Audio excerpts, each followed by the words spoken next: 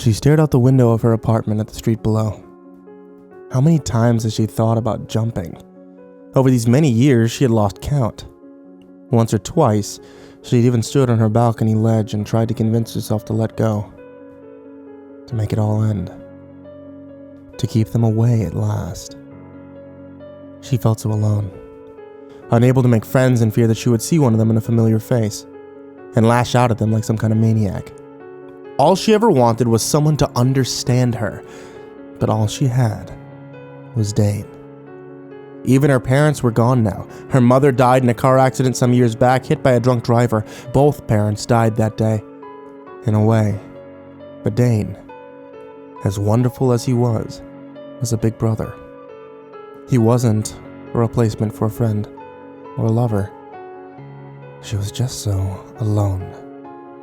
A pair of ghosts in her corner were the only company she really had anymore. Twins. Little girls that seemed somehow attached to her. She paid them no mind, or at least tried not to. The more she tried to ignore them, the more she was aware of their unrelenting presence. She found herself wondering from time to time how so young a pair of children could die. She considered asking, but thought it was rude. She laughed out loud then, wondering if it was possible to be rude to a ghost. 6 years ago, she visited Danica Bathory in Shady Acres Asylum. There hadn't been a day yet that she had not thought of the poor woman and the conditions that she had been forced to live in. The Darklings were still there with Frankie always. Unrelenting and terrifying, every encounter meant a new sense of insecurity, fear, and loathing, and some visits meant new scars. She stood sipping her tea and losing herself in her own mind. It was the only place that she had anymore where she could find peace. No one could bother her there. Not even them. It took her nearly 25 years to master the skill of simply daydreaming her life away, though she now found it difficult not to reminisce about her childhood. But she missed out on because of her visitors. Tenacious and persistent as they were, she missed all those things that she never got to do. Waking up in the morning and wondering what was for breakfast, as opposed to staying up all night in terror and wondering if the things she saw staring back at her in the dark would still be there in the morning. She wondered what it was like to play outside, run track, play hopscotch, what it was like to kiss a boy as opposed to whether or not the boy's face would melt into some kind of monster. How it would feel to step into the rain and not worry about a ghost following her. To talk to someone and not hear the whispers of some demon trying to manipulate her mind.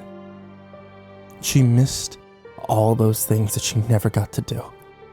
And she wondered all the time why she was the one it happened to. Why was she the one with this absurd gift? She didn't want it. She hated every minute of it. Spokane, Washington, 24 years earlier. Frankie, sweetie, I just need you to help me here. What is it you're hearing right now? Anderson asked in his most gentle tone. I don't want to talk about it, she screamed at the top of her lungs. Her little hands were clenched over her ears so tight that she thought her little eardrums might burst from the pressure. She was pacing around the room like some kind of terrified caged mouse.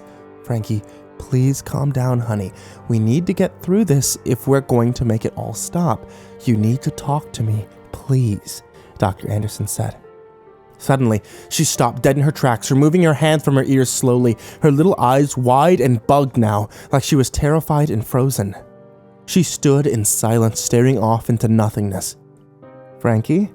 Dr. Anderson said with concern. Frankie did not respond. She simply stood there stiff as a board, those pretty little eyes wide with terror. Anderson reached forward and placed a hand on her arm to comfort her, or to try to get some sort of response from the catatonic child.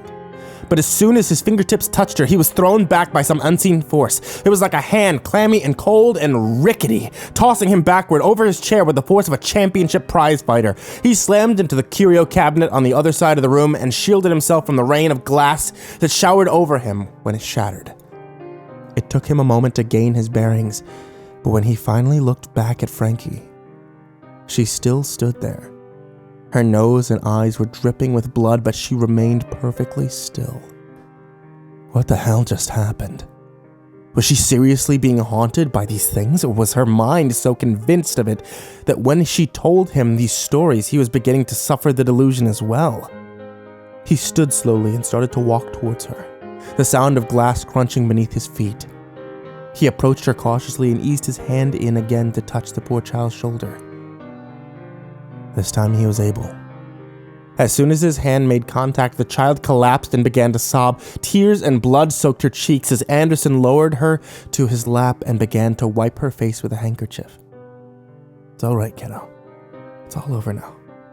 It's all gonna be okay, he said, doing all he could to comfort the child while he himself remained frightened and confused.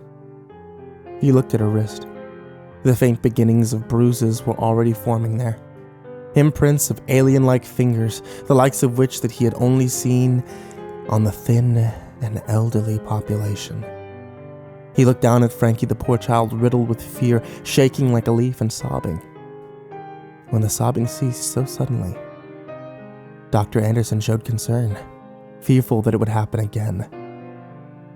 Instead, she just looked up at him, her brown eyes flooded with an ink-like blackness. She spoke then, but it wasn't her voice. Not the voice of a child, but more like that of a demon. Neva mori nikyodata. Reality slapped her in the face with a knock at the door. Nearly dropping her cup of tea, she tried to catch her breath. "Who is it?" she shouted. No answer. She hated that. He was probably Mormons again, trying to spread the word of God, or maybe the Girl Scouts peddling cookies and pamphlets, which she had refused so many times that she lost count. "Hello? Who's there?" she shouted again. Finally, she gave up her perch and went to the door. When she flung it open, no one was there. She scanned the hallway up and down, but not a whisper of any presence was there. She sighed and slammed the door.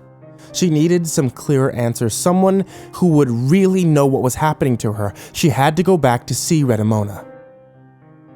She was choiceless now.